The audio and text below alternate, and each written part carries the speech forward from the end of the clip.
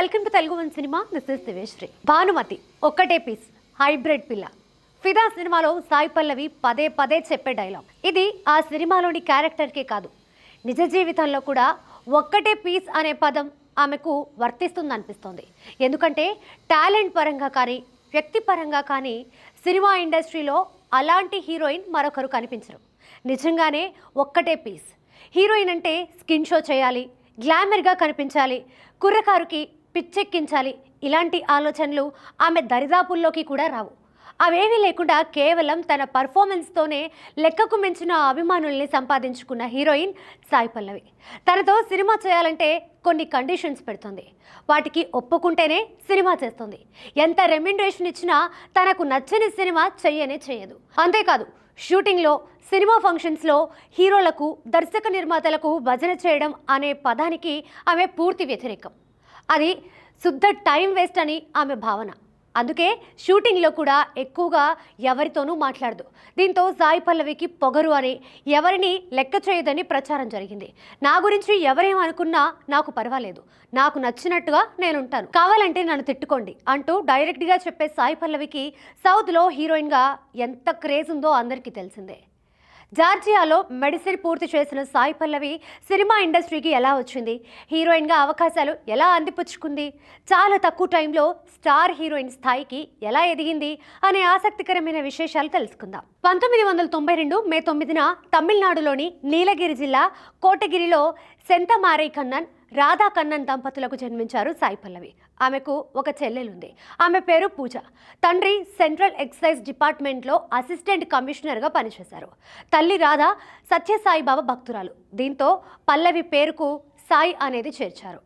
కోయంబత్తూరులోని Avila convent స్కూల్లో సాయి పల్లవి, పూజ ప్రాథమిక విద్యతో పాటు ఇంటర్మీడియట్ పూర్తి చేశారు. సాయి పల్లవి ఎవరి దగ్గర డాన్స్ నేర్చుకోలేదు. చిన్నతనం నుంచి టీవీలో వచ్చే పాటలు చూస్తూ స్టెప్స్ వేసేది. తల్లి రాధకు డాన్స్ అంటే చాలా ఇష్టం. దాంతో కూతుర్ని ఈ విషయంలో ఎంతో ప్రోత్సహించేవారు. అలా 5వ తరగతి చదువుతున్నప్పుడు స్కూల్ ఫంక్షన్లో ఒక పాటకు డాన్స్ వేసింది. అది చూసిన ఓ తమిళ దర్శకుడు తను చేస్తున్న కస్తూరి మాన్ చిత్రంలో మీరా జాస్మిన్ స్నేహితురాలి క్యారెక్టర్ ఇచ్చారు. అయితే అది చాలా చిన్న క్యారెక్టర్.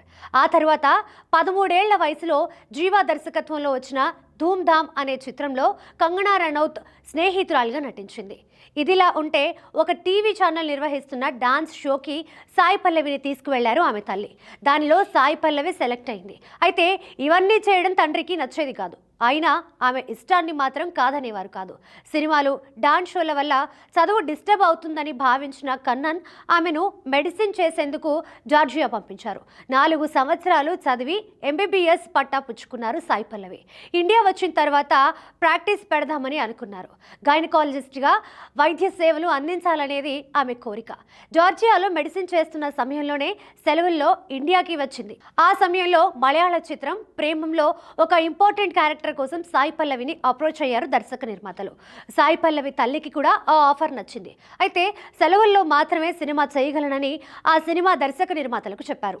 దానికి తగ్గట్టుగానే సెలవులు పూర్తయ్యేలోపు సాయి పల్లవికి సంబంధించిన సీన్స్ అన్నీ షూట్ చేసుకున్నారు డైరెక్టర్. ఆ సినిమా తర్వాత మలయాళంలోనే దుల్కర్ సల్మాన్తో కలిసి కలి చిత్రంలో నటించారు సాయి పల్లవి. 2016లో విడుదలైన ఈ సినిమా కూడా సూపర్ హిట్ అయ్యింది.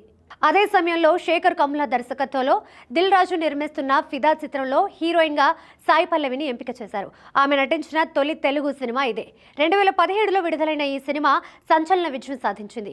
ఒక్క సినిమాతోనే తెలుగులో స్టార్ హీరోయిన్ అయిపోయారు సాయి పల్లవి. ముఖ్యంగా ఈ చిత్రంలో సాయి పల్లవి డాన్స్కి విపరీతమైన పేరొచ్చింది. ఆ తర్వాత తెలుగులో చేసిన MCA, పడిపడి లేచే మనసు, లవ్ స్టోరీ, విరాట పర్వం, తండేల్ వంటి సినిమాల్లో ఆమె పర్ఫార్మెన్స్కు ఆడియన్స్ ఫిదా అయిపోయారు. అలాగే తమిళ్లో చేసిన మారి 2 సాయి పల్లవికి చాలా మంచి పేరు తెచ్చింది. ఆ సినిమాలోని రౌడీ బేబీ పాటకు ఆమె వేసిన స్టెప్స్ నెక్స్ట్ లెవెల్ అన్నట్టుగా ఉంటాయి.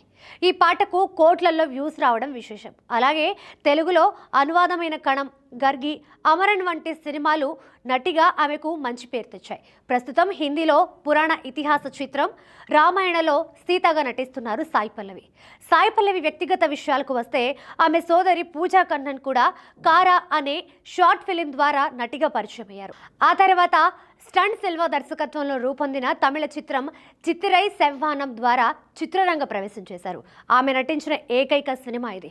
ఆ తర్వాత పెళ్లి చేసుకున్నారు. సాయి పల్లవి విషయానికి వస్తే తనకు నచ్చిన కథలు వచ్చినప్పుడే సినిమాలు చేస్తానంటోంది. సౌత్లో ఇప్పటి వరకు నటిగా ఆమెపై ఉన్న ఇంప్రెషన్ని కాపాడుకునేందుకు తన వంతు కృషి చేస్తుంది. సినిమాల ఎంపిక విషయంలో ఆచితూచి అడుగులు వేస్తోంది. తనకు నచ్చిన కథ వచ్చినప్పుడే సినిమా చేస్తానని చెబుతోంది. ప్రస్తుతం తనకు వచ్చిన స్టార్డమ్ని ఎంజాయ్ చేస్తున్నానని, అవకాశం ఉన్నంత వరకు సినిమాల్లో నటిస్తానంటోంది. ఆ తర్వాత డాక్టర్గా ప్రాక్టీస్ ప్రారంభించి గైనకాలజిస్ట్గా స్థిరపడాలని తన కోరిక అని చెబుతోంది సాయి పల్లవి.